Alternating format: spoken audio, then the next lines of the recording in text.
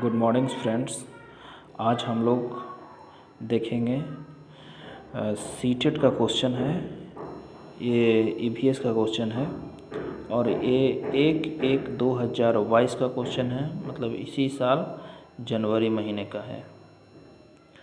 तो आइए फटाफट क्वेश्चन शुरू करते हैं। पहला क्वेश्चन है, ये रहा पहला क्वेश्चन।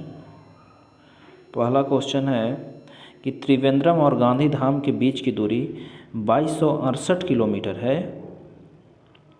यदि कोई रेलगाड़ी इस दूरी को 42 घंटे में तय कर लेती है तो इन दोनों शहरों के रेलवे स्टेशन के बीच रेलगाड़ी की औसत चाल मीटर प्रति सेकंड में क्या थी।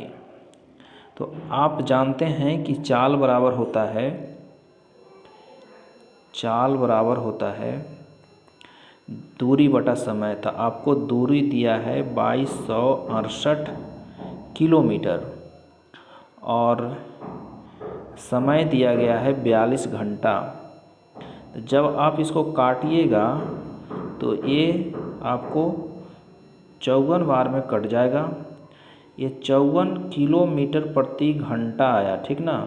लेकिन आपसे पूछा जा रहा है कि मीटर प्रति सेकंड में इसकी चाल क्या थी।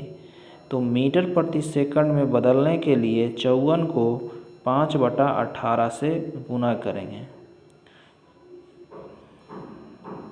तो ये 3 बार से कट जाएगा। अब 5 तिया 15, तो ऑप्शन नंबर डी 15 मीटर प्रति सेकंड इसका औसत चाल था। तो आप समझ गए होंगे। आते हैं अगला क्वेश्चन। अगला क्वेश्चन है, ये रहा आपके सामने अगला क्वेश्चन। अगला क्वेश्चन डायरेक्शन से है। कह रहा है कोई छात्र ए पर है और बी पर पहुंचना चाहता है। आप बना लीजिए पहले डायरेक्शन के लिए।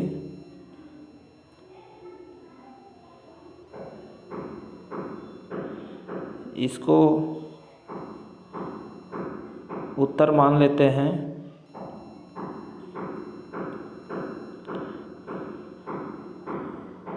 तो कह रहा है कि इसके लिए पहले वह ओ पर जाता है जो ए से ठीक उत्तर में 120 मीटर की दूरी पर है।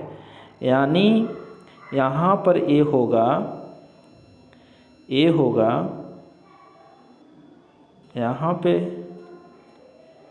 यहाँ पे ए होगा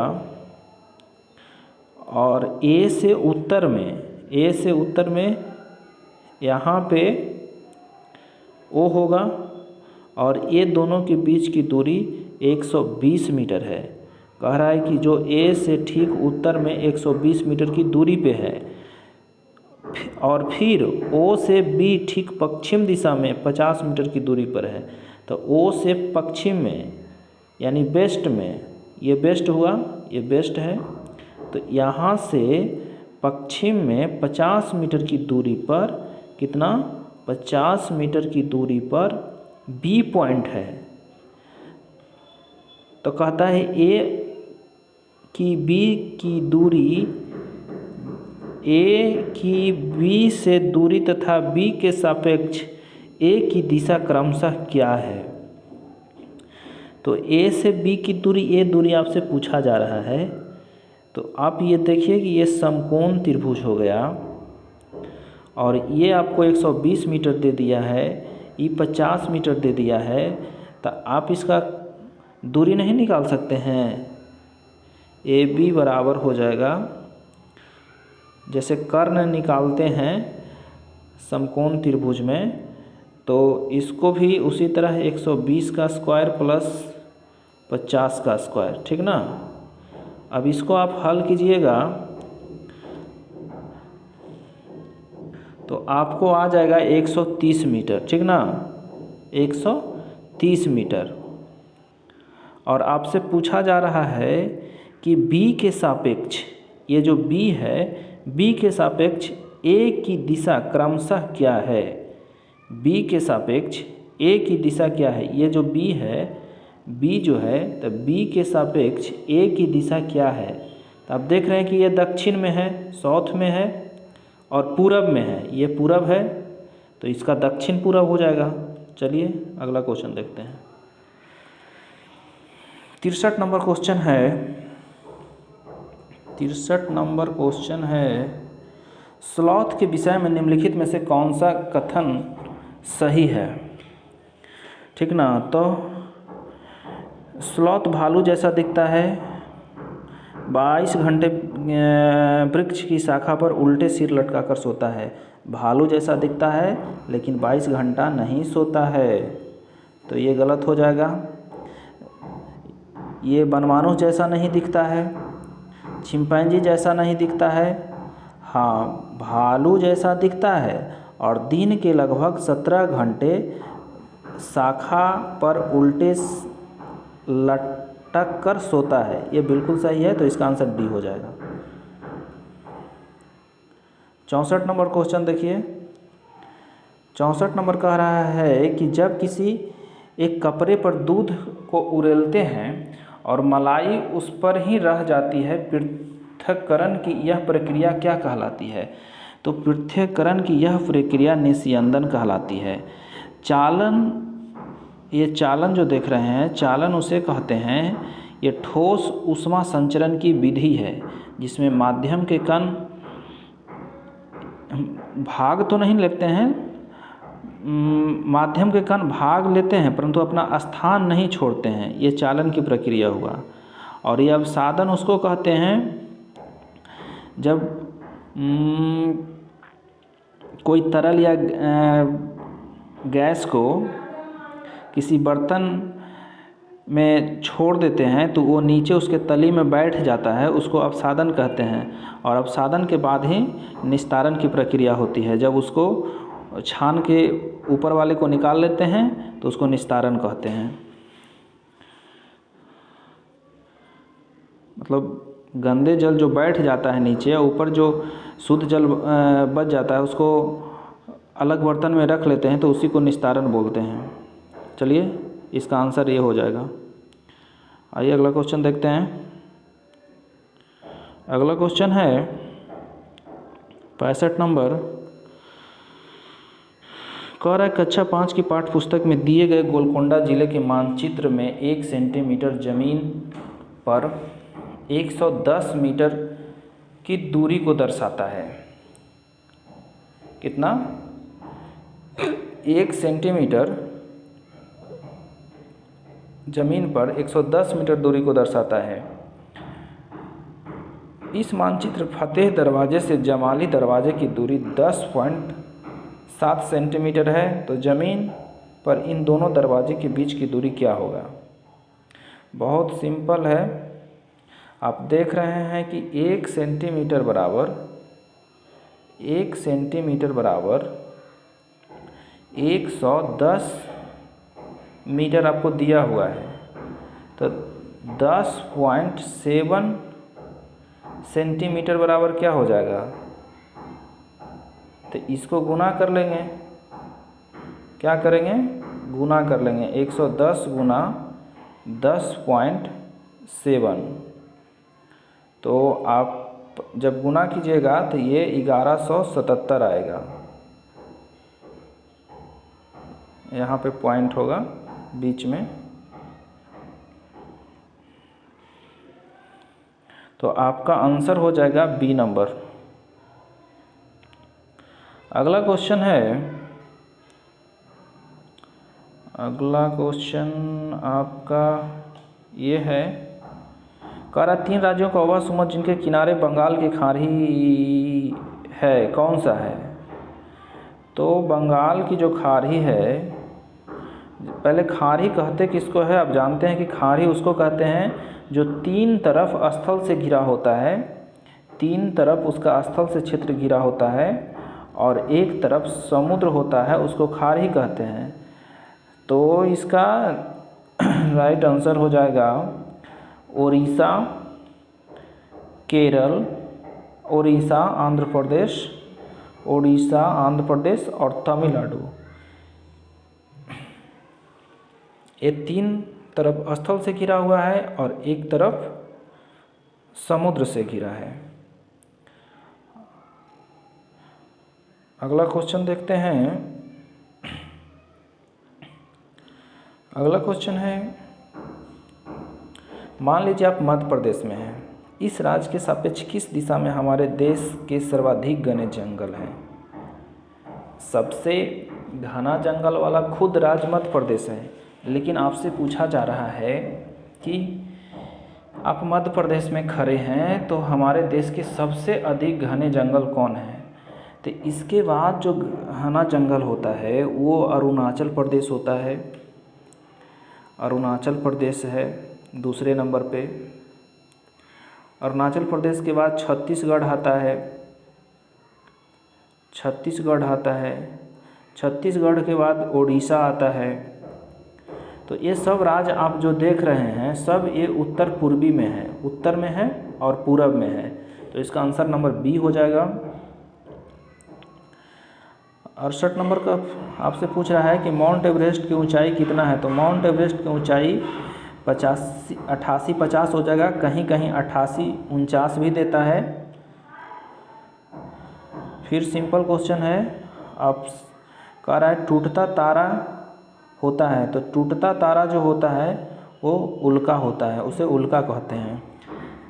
ये आप रात के समय देखते होंगे कि वायुमंडल में एक रोशनी उत्पन्न होता है। वो क्या होता है कि तारे टूट करके जब वायुमंडल में घर्षण करते हैं तो एक रोशनी की रेखा उत्पन्न हो जाती है, उसी को आम भाषा में हम लोग टूटता तारा कहते हैं। चलिए अगला क्वेश्चन देखते हैं। अगला क्वेश्चन है, ये रहा आपका अगला क्वेश्चन। अगला क्वेश्चन है, खेजड़ी वृक्ष के बारे में नीचे दिए कथन पर विचार कीजिए। देखिए ये जो खेजड़ी वृक्ष है ये रेगिस्तान में पाया जाता है, बिल्कुल सही है। अधिक जल की आवश्यकता नहीं होती है, बिल्कुल सही है। ये अपने तने में जल संचित करता है, ऐसा कोई बात नहीं है कि तना में जल संचित करता है। ये वृक्ष की छाल का उपयोग दवाई बनाने में, लकड़ी पर कीटों का प्रभाव नहीं पड़ता है, बिल्कुल सही है। तो इसका 1 हो जाएगा, 2 हो जाएगा और 4 हो जाएगा। 5 नंबर है कि इस वृक्ष में बहुत कम पत्तियां होती हैं। नहीं, वृक्ष में बहुत अधिक पत्तियां होती हैं। गर्मी के समय में ये हरे भरे होते हैं और इसके नीचे लोग आराम करते हैं। तो 1 2 4, 1 2 4 किस में है? 1 2 4, ऑप्शन नंबर ए।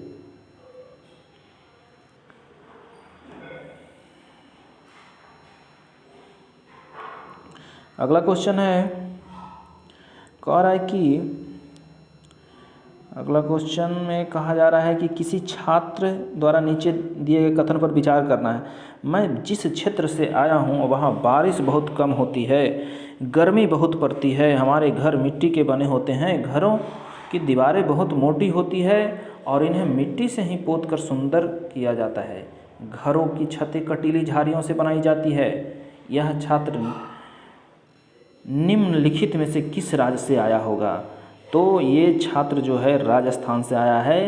राजस्थान में बारिश बहुत कम होता है, गर्मी बहुत अधिक पड़ता है और मिट्टी के वहाँ घर बनाए जाते हैं ताकि ठंडा महसूस हो। तो ऑप्शन नंबर सी। अगला क्वेश्चन है, किसी सभा में अपना परिचय देते समय किसी छात्र के कथन पर विचार कीजिए। मैं जिस जगह से आया हूँ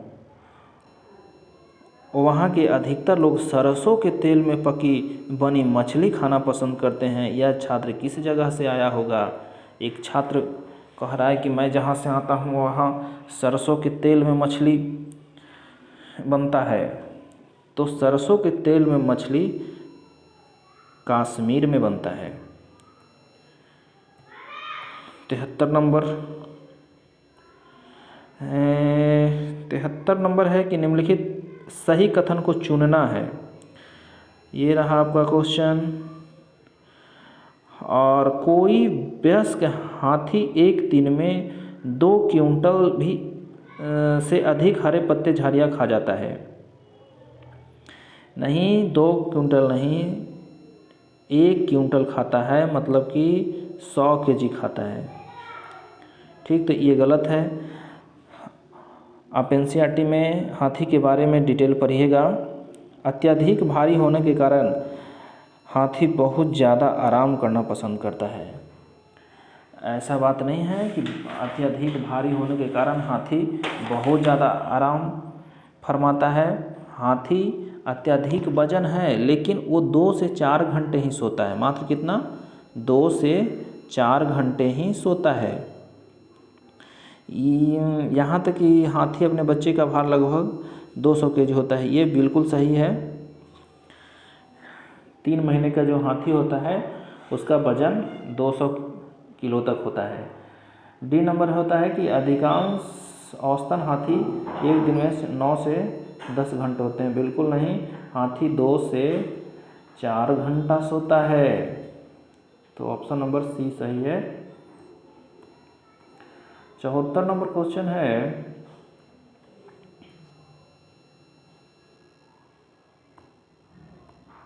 ओ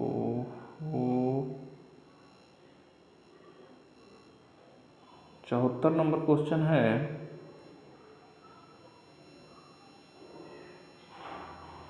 ये रहा आपके पास क्वेश्चन।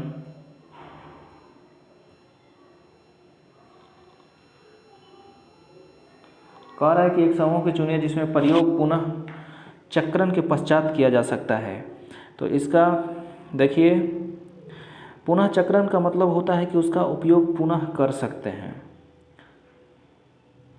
सरा के, गला के। तो यहाँ पे ऑप्शन नंबर सी आप देखिए, सी में लोहे के कील हैं, कांच की बोतल है, स्टील मग है, गत्ते का डब्बा है।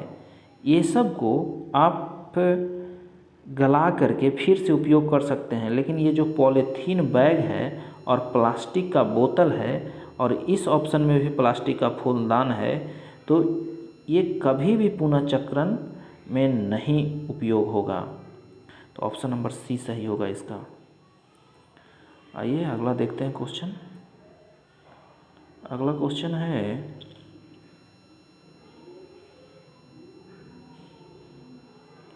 ये कहा जा रहा है कि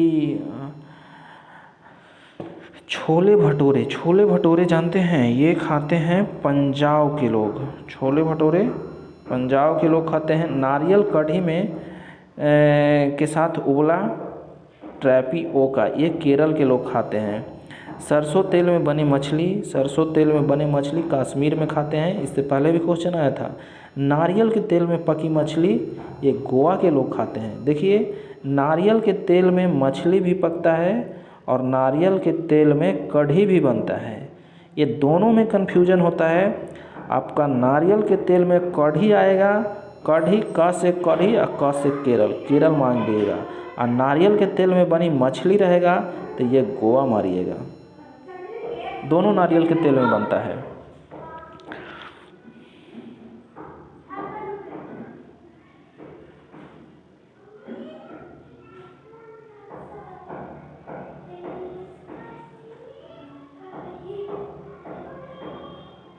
चलिए अगला क्वेश्चन देखते हैं। कहाँ गया 76 नंबर। ये रहा आपका क्वेश्चन। आपकी कक्षा 5 के पर्यावरण अध्ययन के विद्यार्थियों के रचनात्मक आकलन के लिए उपयुक्त कार्य का चुनाव कीजिए।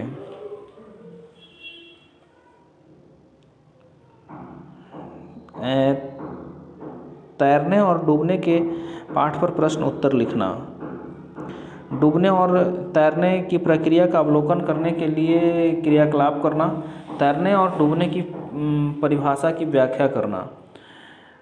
तो कक्षा 4 का है बच्चा और पर्यावरण अध्ययन में विद्यार्थियों के रचनात्मक आकलन के लिए वो सबसे इसका उपयुक्त ऑप्शन है कि डूबने और तैरने की प्रक्रिया का अवलोकन करने के लिए क्रियाकलाप करना, ठीक ना, ऑप्शन नंबर बी। अगला क्वेश्चन देखते हैं। अगला क्वेश्चन है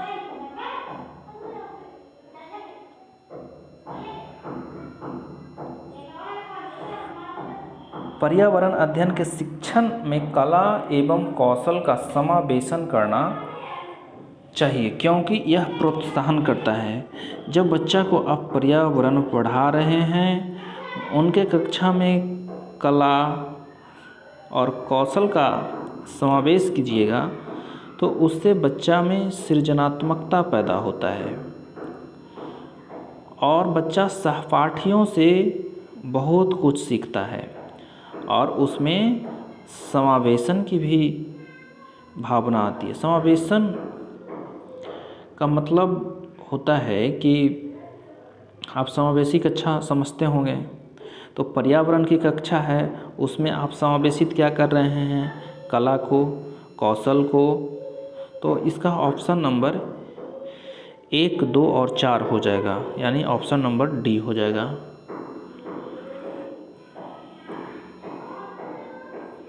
अगला क्वेश्चन है, ये रहा आपका अगला क्वेश्चन। कार्य कक्षा 4 के विद्यार्थियों को थीम आश्रय के लिए कौन सी युक्ति पूछताछ को प्रोत्साहित करती है। आश्रय मतलब होता है जहाँ घर होता है, आवास होता है, तो ये आपका एक थीम है। तो आश्रय कौन सी युक्ति पूछताछ के लिए प्रोत्साहित करती है। तो विभिन्न मकान निर्माण स्थलों पर जाने के उपरांत विद्यार्थियों को अपने अनुभवों को सुनाने के लिए कहना, ये बिल्कुल सही है। बच्चा को जब आप कहिएगा कि वहाँ मकान का निरीक्षण करने गए थे, कोई फूस का था, कोई ईंट का था, कोई खपरैल था, तो बच्चा एक बार जो देख लेता है तो उसका चित्र दिमाग में छपता है। तो ये सबसे अच्छा है कि विभिन्न मकान निर्माण स्थलों पर जाने के उपरांत विद्यार्थियों के अनुभव सुनाने के लिए कहना कि आपने जो गया देखने, तो उस घर के बारे में, उस मकान के बारे में, उस आश्रय के बारे में चर्चा करो। चलिए आगे देखते हैं क्वेश्चन।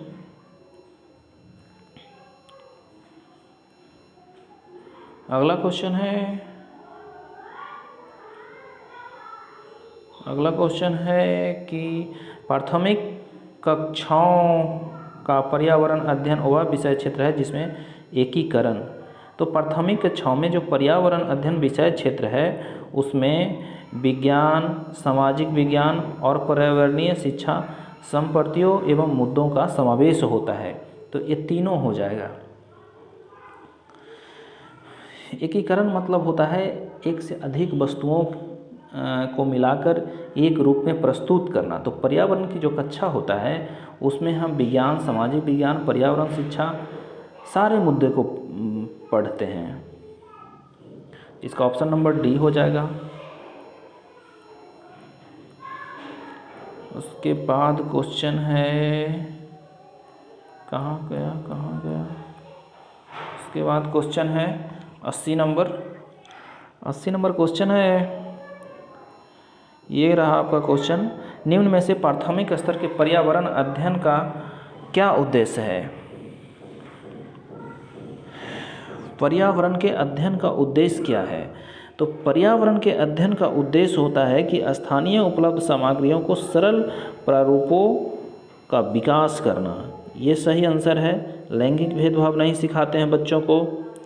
ये ऐसा नहीं है कि पर्यावरण उच्च प्राथमिक कक्षाओं के लिए तैयार करते हैं, उसको व्यावसायिक नहीं बनाते हैं पर्यावरण पढ़ा के। तो सबसे उपयुक्त ऑप्शन बी है।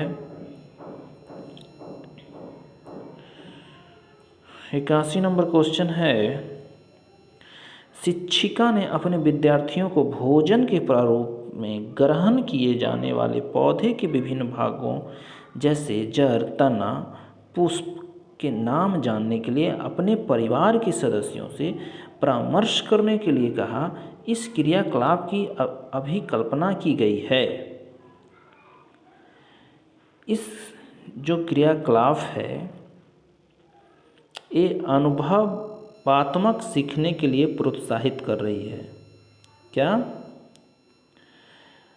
बच्चा घर से दादा दादी से पूछेगा पेड़ पौधे के बारे में और उनके अनुभव से बच्चा सीखेगा। तो इसका ऑप्शन नंबर ए हो जाएगा। उसके बाद क्वेश्चन है 82 नंबर आपसे कह रहा है कि दृष्टिबाधित विद्यार्थियों का पर्यावरण अध्ययन पढ़ाने के लिए निम्न से कौन सी युक्ति सर्वाधिक उपयुक्त है। देख रहे हैं कि बच्चा दृष्टिबाधित है तो उसको स्पर्शी शिक्षण अधिगम सामग्री का अधिक उपयोग करवाएंगे। बच्चा छू करके स्पर्श करके पढ़ लेगा। 83 नंबर क्वेश्चन है, पर्यावरण अध्ययन का शिक्षण करते हुए पाठ का वह उपयुक्त स्तर जिस पर विद्यार्थियों का आकलन किया जाना चाहिए वह क्या है। तो विद्यार्थियों का जो आकलन होता है वो न पाठ के अंत में होता है न पहले होता है। और जब विद्यार्थी आकलन के लिए प्रस्तुत कहेगा उस समय भी आकलन नहीं करेंगे। ये इसका आकलन शिक्षण अधिगम के दौरान होता है, यानी जब आप पढ़ा रहे हैं, बच्चा कोई सवाल पूछ रहा है, उसी के दौरान होता है। तो ऑप्शन नंबर डी सही है। 84 नंबर क्वेश्चन है, आपको अपने विद्यार्थियों के पर्यावरण अध्ययन परियोजना का आकलन करना है, उन्हें शीघ्र पूर्वनिवेशन देना है। आप आकलन के किस साधन का चुनाव करेंगे। देखिए शीघ्र करना है तो सबसे पहले उसकी जांच सूची मंगवाएंगे, उसको देखेंगे और बच्चा का आकलन कर लेंगे। 85 नंबर क्वेश्चन है, ये रहा, पर्यावरण अध्ययन में सीखने का आकलन करने का उद्देश्य क्या है। तो पर्यावरण में जो सीखने के आकलन करने का उद्देश्य होता है वो शिक्षक विद्यार्थियों के उपलब्धियों के विषय में जानकारी एकत्र करते हैं। शिक्षक जो होते हैं वो विद्यार्थियों के उपलब्धि के विषय में जानकारी एकत्र करते हैं। तो ऑप्शन नंबर ए सही हो जाएगा। अब आप लोगों को लग रहा होगा कि ऑप्शन नंबर सी भी हो सकता है। सी कह रहा है कि यह विद्यार्थियों द्वारा नवीन ज्ञान में दक्षता प्राप्त करने की प्रगति के विषय में प्रतिपुष्टि देता है। तो सबसे पहले पर्यावरण अध्ययन में सीखने का आकलन जो होता है वो शिक्षक विद्यार्थियों में उपलब्धि की जानकारी एकत्र करते हैं। उसके बाद की घटना है कि नया ज्ञान में दक्षता प्राप्त करने की प्रगति के विषय में प्रतिपुष्टि देते हैं। चलिए 86 नंबर क्वेश्चन है, बहुत सिंपल क्वेश्चन है। कह रहे नई शिक्षा नीति 2020 के अनुसार प्राथमिक कक्षा 1 से 5 के लिए निम्न में से क्या स्तर है। तो ये प्राथमिक कक्षा में आरंभिक स्तर होता है और बुनियादी स्तर होता है, मध्य स्तर नहीं होता है। बुनियादी स्तर, बुनियादी शिक्षा का नाम सुने होंगे आप लोग, जिसका आधार गांधी जी ने दिया था। तो इसका 1 और 3 ऑप्शन हो जाएगा, यानी ऑप्शन नंबर सी। 87 नंबर ये रहा आपके पास क्वेश्चन। प्राथमिक स्तर पर निम्न में से क्या प्रक्रिया कौशल नहीं है। मानचित्रण करना, कि क्रियाशील परिवर्तनों को परिभाषित करना, परिकल्पना की जांच करना, तथ्यों का अनुसरण करना। तो देखिए प्राथमिक स्तर पे जो होता है वो परिकल्पना की जांच नहीं कर सकते हैं। अब हम कितना कल्पना करते हैं, बच्चा कितना कल्पना करता है कि हम आज रात को पूरा होमवर्क कंप्लीट कर लेंगे, लेकिन होता कभी कभी है कि 8 बजे सो जाता है। उनकी कल्पना को आप जज नहीं कर सकते हैं। तो ऑप्शन नंबर सी हो जाएगा। कह रहा था कि कौशल नहीं है, इसलिए 88 नंबर देखिए।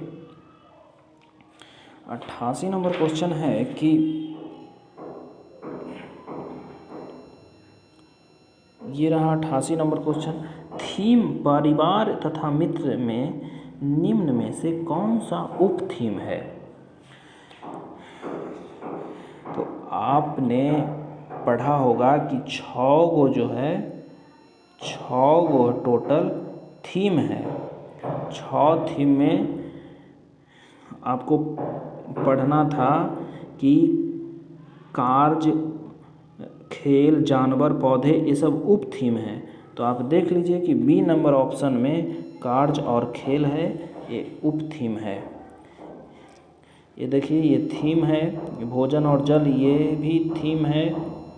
हमारा आश्रय ये भी थीम है और ये उप थीम है।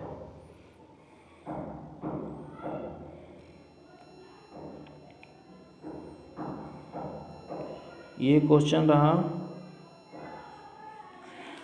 निम्न में से कौन सा एक अपसारी प्रश्न है जो पर्यावरण अध्ययन की शिक्षिका अपनी छात्राओं की सृजनात्मकता क्षमता को प्रोत्साहित करने के लिए पूछेगी? देखिए 2 प्रकार के प्रश्न होता है, और एक होता है अपसारी, एक होता है अभिसारी। तो अपसारी प्रश्न वैसे प्रश्न होते हैं जो आपको अनेकों दिशाओं में सोचने के लिए मजबूर कर दे। अभिसारी प्रश्न वो होता है जो सिर्फ एक शब्द का उसका आंसर होता है। जैसे बच्चा से अगर पूछा जाए कि बिहार की राजधानी कहाँ है, तो इसका आंसर सिंपल होगा पटना।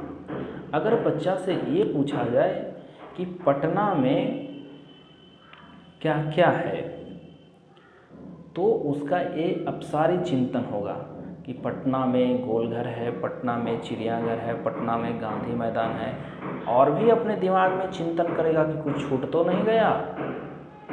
तो वहीं पूछा जा रहा है कि अपसारी प्रश्न कौन सा है। तो इसमें अपसारी जो प्रश्न है ये बी नंबर है। दिल्ली जैसे शहरों में वायु प्रदूषण को कम करने के लिए आप क्या कदम उठाएंगे? ये अपसारी प्रश्न है, तो 89 का बी हो जाएगा। लास्ट क्वेश्चन है आपका, ये देखिए लास्ट क्वेश्चन है। कह रहा है विद्यार्थियों द्वारा पर्यावरण अध्ययन के सीखने का गत्यात्मक, समग्र, अनुभवात्मक प्रकृति का उत्तम आकलन किया जा सकता है। विद्यार्थियों द्वारा पर्यावरण अध्ययन सीखने का गत्यात्मक, समग्र, अनुभवात्मक प्रकृति का उत्तम आकलन किया जा सकता है उसको मौखिक परीक्षा के द्वारा, मौखिक प्रश्न करके उससे। तो ये आपका को था सीटेट का EVS। ये था 1/1/2022 का था, इसी साल जनवरी महीने का क्वेश्चन था, जिसका हमने सॉल्यूशन करवा दिया। अगर वीडियो अच्छा लगे तो लाइक और सब्सक्राइब कर दीजिएगा। धन्यवाद।